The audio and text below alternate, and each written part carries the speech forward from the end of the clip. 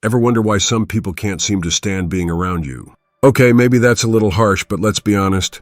We all have those habits that secretly make others roll their eyes the moment we enter a room.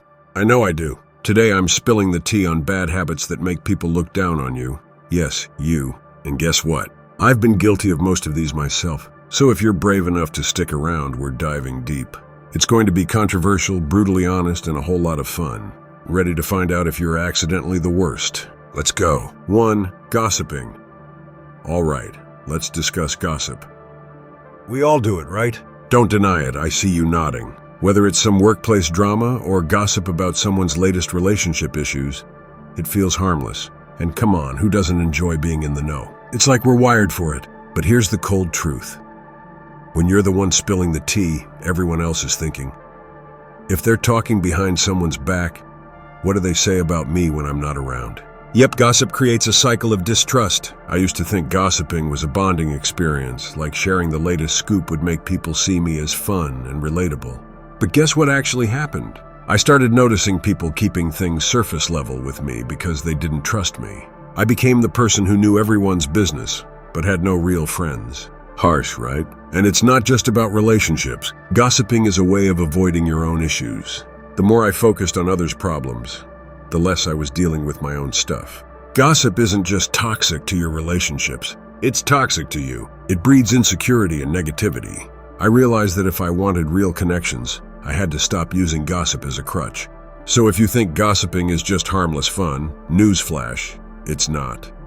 People notice, they remember, and they definitely distance themselves. Trust me, I've been there. And believe it or not, there's more power in shutting down gossip than in spreading it. Next time someone pulls you into drama, try saying, "Nah, I'm good," and watch how fast you start gaining real respect. At the end of the day, we all have our own mess to clean up. Let's stop focusing on everyone else's. 2.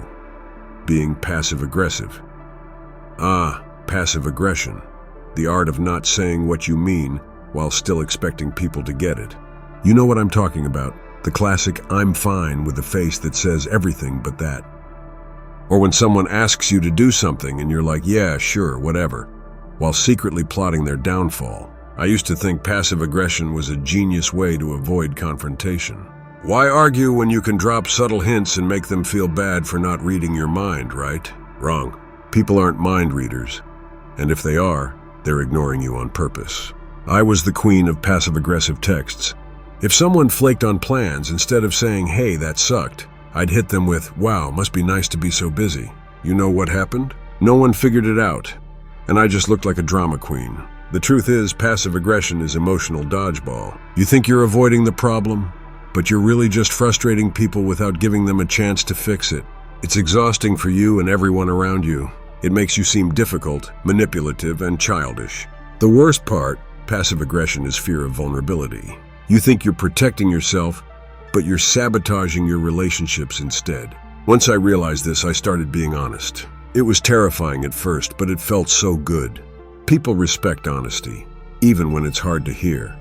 And more importantly, you'll respect yourself for not hiding behind passive-aggressive walls. 3. Never taking responsibility. Let's talk about a classic, never taking responsibility. You know the type. Nothing is ever their fault. Missed a deadline. The Wi-Fi was down. Failed a test. The teacher hates me. I was a master at the excuse game, and let me tell you, it feels great to deflect responsibility. It's like a mental get-out-of-jail-free card. But the brutal truth? When you're always shifting blame, you're shouting, "I can't handle my own life," and people will start seeing you as unreliable and immature. I was notorious for never doing my homework. I always had an excuse. Printer issues, too much work from other classes, and my favorite, I didn't know it was due today. Eventually, a teacher pulled me aside and said, "You know, every time you make an excuse, you're robbing yourself of a chance to grow. Excuses feel safe, but they trap you in mediocrity. Growth comes from owning your mistakes. Responsibility is freedom, and it helps people respect you more." 4. Lack of basic hygiene. Now let's address the elephant or odor in the room. Basic hygiene. You'd think that by now everyone would have mastered soap and water, but apparently not. I'll admit, I went through a phase in middle school where I thought deodorant was optional. Spoiler, it's not, but here's the thing. Hygiene isn't just about smelling good. It's about self-respect. When you neglect basic hygiene, people start questioning what else you're neglecting. Hygiene is the first step in showing the world and yourself that you value who you are. 5. Constant complaining. We all know that one person who complains about everything. They could be on a tropical beach and still find something to gripe about. If you're thinking, I don't know anyone like that, well, you might be that person.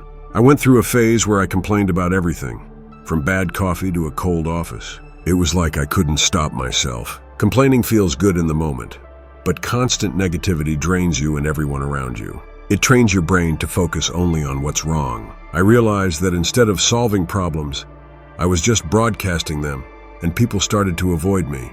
Complaining creates a cycle of negativity. If you catch yourself doing it, ask, am I trying to solve this, or am I just whining? Life gets so much better when you stop complaining and start finding solutions. 6. Being chronically late. Lastly, let's talk about being chronically late. You know the type, always 5 minutes away, which turns into 20. I used to be that person. I thought being late was some kind of rebellion against time. But here's the truth. Being late is just inconsiderate.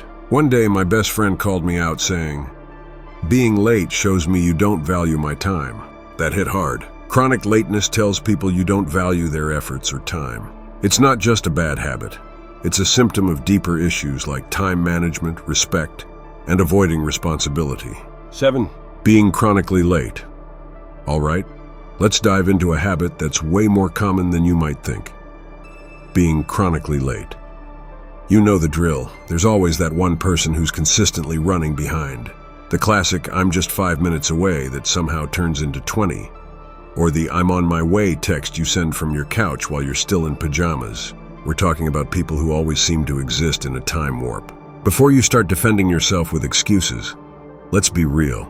I've been that person. I was the king or queen of being fashionably late, except there was nothing fashionable or stylish about it.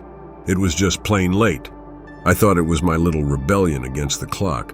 But here's the truth. It wasn't chic, it was inconsiderate. I used to have this awful habit of being late to everything. Meetings, dates, family dinners, it didn't matter. I thought I was somehow immune to the normal constraints of time. But then one day my best friend called me out. She said, you know, being late isn't just about showing up late. It's about showing me you don't value my time. Ouch. That hit hard. I'd never thought of it that way before. I was so wrapped up in my own time management mess that I didn't realize how disrespectful it was to others. And let's face it, being chronically late isn't just a personal quirk. It's a red flag to others. It screams, my time is more important than yours. Whether it's a job interview, dinner with friends, or a simple meeting, if you're always late, people start to see you as unreliable, disorganized, and yes, even disrespectful. Here's a spicy truth. Being late often hides deeper issues. For some, it's about a lack of respect, but for others, it's a way of avoiding commitment or confrontation. Sometimes we're late because we're secretly dragging our feet or because we don't really want to be there. We think, if I'm late enough, maybe they'll think I'm just really busy. But what it really does is make people question your integrity and interest. I had to face that uncomfortable truth myself. I wasn't just late because I had a bad sense of time. I was late because I was scared of facing certain situations. I realized I was using lateness as a buffer, an excuse to avoid being fully present.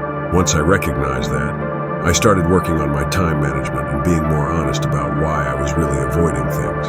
Being chronically late is more than just a bad habit. It's a symptom of deeper issues like time management, self-respect, and consideration for others.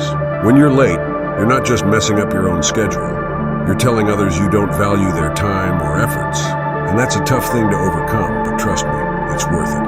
I started setting reminders, planning ahead, and even arriving early just to counteract my lateness. It wasn't easy, but it made a huge difference. People started trusting me more, and I felt more in control of my life. Thanks for watching and subscribing. Please like, comment, and share if you want to keep these videos coming.